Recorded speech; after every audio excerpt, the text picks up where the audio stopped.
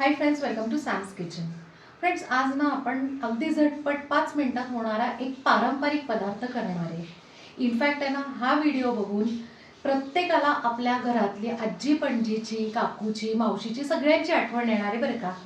तर आज आपण करत आहोत बेसनाचे दिरडे किंवा बेसनाची पोळी किंवा बेसनाचा पोळा. बघा, नावं किती आहेत की नाही. अर्थात त्याचे इन्ग्रेडियंट्स तर सेमच असतात, पण प्रत्येक भागात वेगवेगळ्या नावाने ओळखले जाणारे असतात. आता अजून एक छोटीशी गंमत आहे की माझे मिस्टर आहेत ना, सातारचे आहेत. त्यांच्या साईडला किंवा त्यांच्या भागात ना याच बेसनाच्या दिरड्याला पिठल्याची पोळी सुद्धा म्हणली जाते बरं का. 3, 2, 1. बेसनाच्या दिरडेसाठी ना आपल्याला एक मोठा कांदा लागणार आहे. बारीक चिरण्यापेक्षा आहे ना, तुम्ही किसून घेतला तरी चालेल किंवा मग तुकडे करून आहे ना मिक्सरमधनं काढला तरी चालेल. काय होतं बऱ्याच वेळा की आहे ना, जर आपण कांद्याचे बारीक तुकडे केले किंवा मग बारीक चिरलेला कांदा घेतला ना, तर दिरडी करताना किंवा मग ना उलटताना किंवा काढताना ना बऱ्याच वेळा काय होतं, तुटतात. कांदा आपण एकदम छान बारीक किसून घेतलेला आहे. आता आपण एका बाउलमध्ये काढूया. कांदा आपण आहे ना एका भांड्यात काढून घेतलेला आहे. आपण कांदा किसून घेतला ना की त्याला छान पाणी पण सुटतं आणि दुसरी गोष्ट म्हणजे ना, दिरडी जी आहे ती कोरडी पण पडत नाहीत. आता त्यात काय करायचं आहे की 2 बाउल आपण आहे ना बेसन घ्यायचं आहे.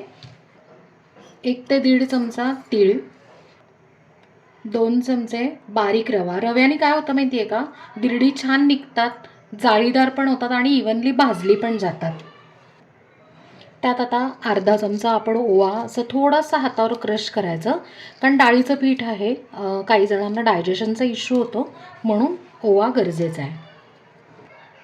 चवीप्रमाणे मीठ, थोडासा हिंग, थोडीशी हळद, कलर छान येतो.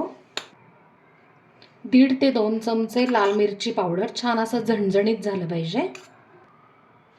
1 चमचा तेल. तेलाने काय होतं की चव पण छान येते आणि छान भाजलं जातं, रंग पण छान येतो.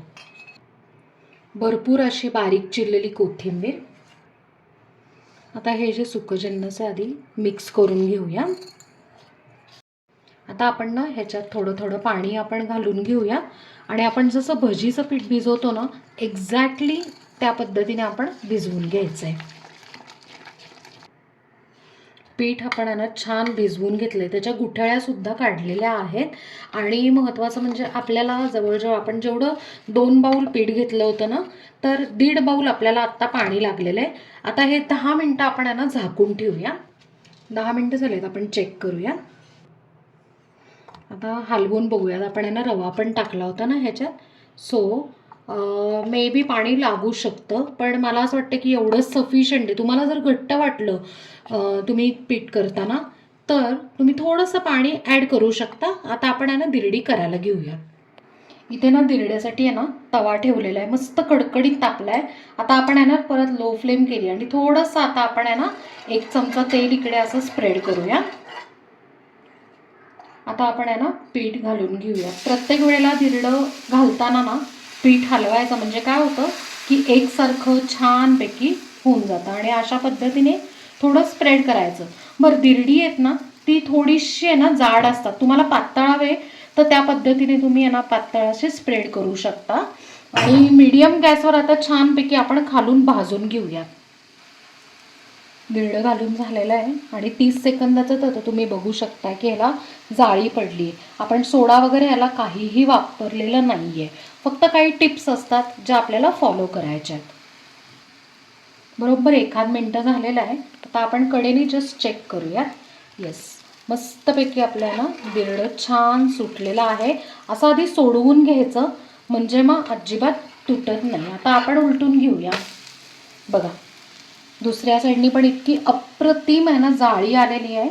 आता आपण खालून छान भाजून घेऊयात. लो फ्लेम केलेली आहे मी.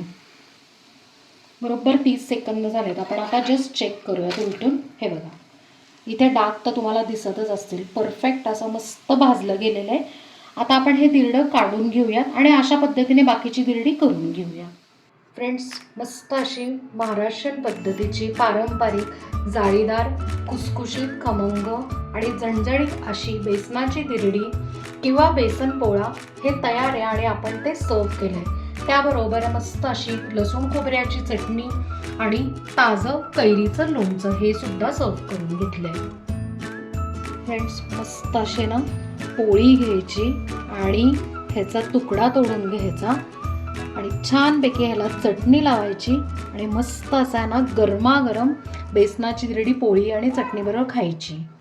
तर फ्रेंड्स, तुम्ही बघितलंच असेल, साधे साधे इन्ग्रेडियंट्स आहे आणि इनफॅक्ट ही रेसिपी सगळ्यांना माहिती पण आहे. पण ह्याच्यातनं आपण छोटे छोटेसे बदल केले आणि ते बदल करताना ना टिप्ससुद्धा सांगितलेल्या आहेत, जेणेकरून तुमची जी रेसिपी आहे बेसनाचे दिरडे वगैरे तर ती परफेक्ट व्हावी यासाठी. अगदी नवीन जे शिकणारे आहेत त्यांची सुद्धा बेसनाचे दिरडे अप्रतिमच होतील. सो नक्की करून मला कमेंटमध्ये सांगा आणि असेच पारंपरिक पदार्थ आपण यापूर्वी पण केलेत, त्याच्या सगळ्या लिंक्स डिस्क्रिप्शनमध्ये देते, नक्की चेक करा आणि मला कमेंटमध्ये सांगा. आपल्या चॅनलला सबस्क्राईब करा, लाईक करा, शेअर करा आणि कमेंट करा आणि बेल आयकन नक्की प्रेस करा नवीन व्हिडिओजच्या नोटिफिकेशनसाठी. थँक्यू.